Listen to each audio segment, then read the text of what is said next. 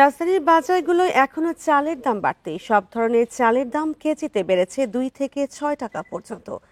আরো জানাতে ঢাকা ও সিলেট থেকে যোগ দিচ্ছেন সহকর্মীরা। শুরুতেই রাজধানীর কারওয়ান বাজার থেকে যোগ দিচ্ছেন সহকর্মী মেহেদী হাসান।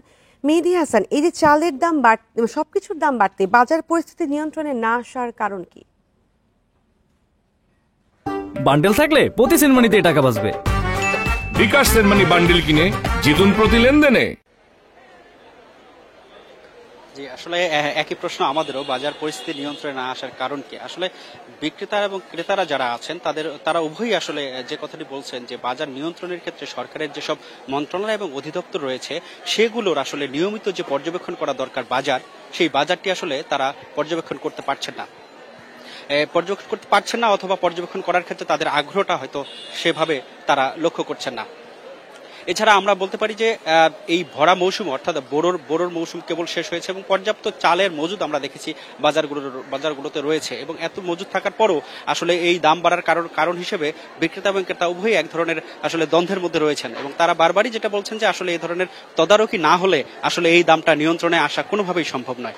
এছাড়া যদি আমি বলি যে কাঁচা বাজারের ক্ষেত্রে যেহেতু এটি একটি পচনশীল পণ্য এবং এটির দাম ওঠানামা করতেই পারে, কিন্তু আমরাও দেখেছি কাঁচা বাজার আসলে প্রতিনিয়তই বাড়তেছে। অর্থাৎ ঈদের পর থেকেই আসলে যে কাঁচা বাজার ঈদের পরে যেসব সবজি আসলে 20 থেকে 25 টাকায় বিক্রি হতো সেই সবজিগুলো আসলে এখন বিক্রি হচ্ছে 40 থেকে 50 টাকার মধ্যে এবং কিছু কিছু সবজি আসলে 60 থেকে 60 টাকার উপরেও বিক্রি হচ্ছে।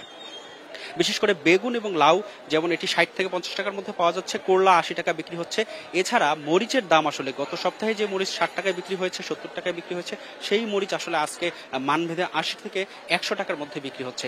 এছাড়া পেঁয়াজের দাম আমরা দেখেছি গত সপ্তাহ থেকে এই সপ্তাহে আসলে কেজিতে 5 টাকা বেড়েছে। এছাড়া বেশিরভাগ সবজি আসলে বিক্রি হচ্ছে গ্রীষ্মকালীন যে সবজিগুলো রয়েছে সেই সবজিগুলো আসলে বিক্রি হচ্ছে 40 থেকে 50 টাকার ভিতরে। কিছু কিছু ক্ষেত্রে আসলে এটি 60 টাকাও বিক্রি হচ্ছে। আরেকটা বিষয় বলে রেখে আসলে কাঁচা বাজারে আমরা যেটি লক্ষ্য করেছি সেটি হলো যে ক্রেতা বাড়ার সঙ্গে সঙ্গে আসলে কাঁচা বাজারের দামটা কোনো কারণে আসলে বেড়ে যায় এবং এক্ষেত্রে এখানে বাজার মনিটরিং না থাকার কারণে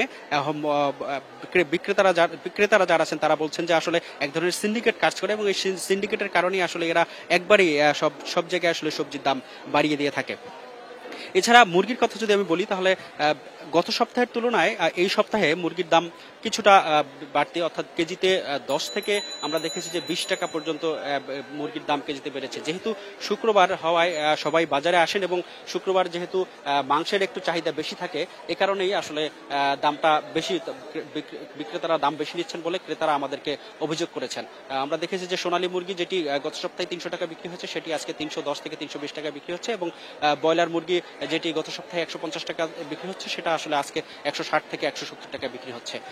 তো এই ছিল আমার কাছে কারওয়ান বাজার থেকে সর্বশেষ। মেহেদীর সঙ্গে থাকুন। আরো জানাতে সিলেট থেকে আছেন সহকর্মী রানা মজুমদার। রানা মজুমদার, আপনি শুনছিলেন মেহেদীকে যে ঢাকায় বাজার পরিস্থিতি নিয়ন্ত্রণে নেই, সিলেটের কি অবস্থা এবং জনমনে কতটা স্বস্তি আছে বাজার নিয়ে?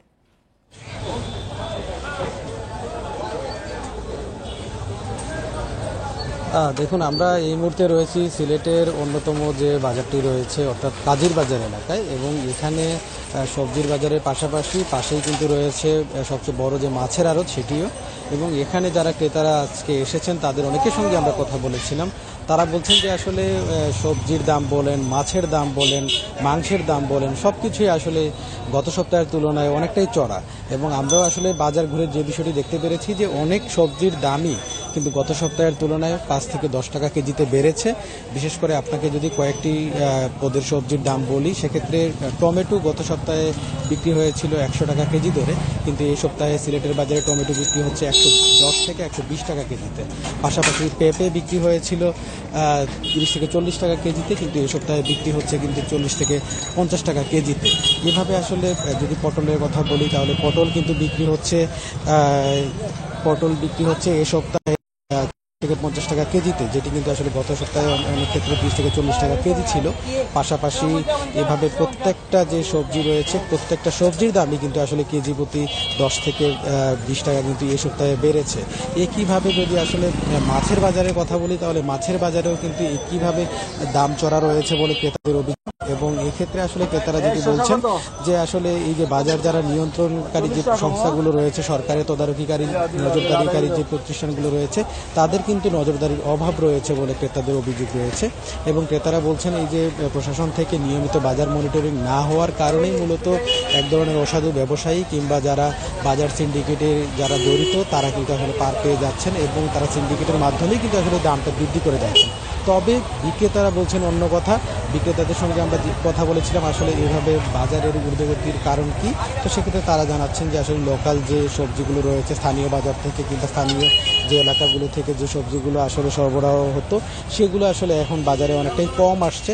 এবং বেশ কিছুদিন আগে আসলে সিলেটের বিভিন্ন নিম্নাঞ্চল বন্যা যখন কবলিত হয় তখন আসলে সবজি সরবরাহ কিন্তু সিলেটের বাজারে কমে যায়। সেক্ষেত্রে আসলে দেশের বিভিন্ন জায়গা থেকে যখন এই সবজিগুলো সিলেটের বাজারে আসে তখন স্বাভাবিকভাবেই বিক্রেতারা দাম বেশি দিয়ে কিনতে হয় এবং সেই কারণে তারা বেশি দামে এই সবজিগুলো বাজারে বিক্রি করতে হচ্ছে তাদেরকে।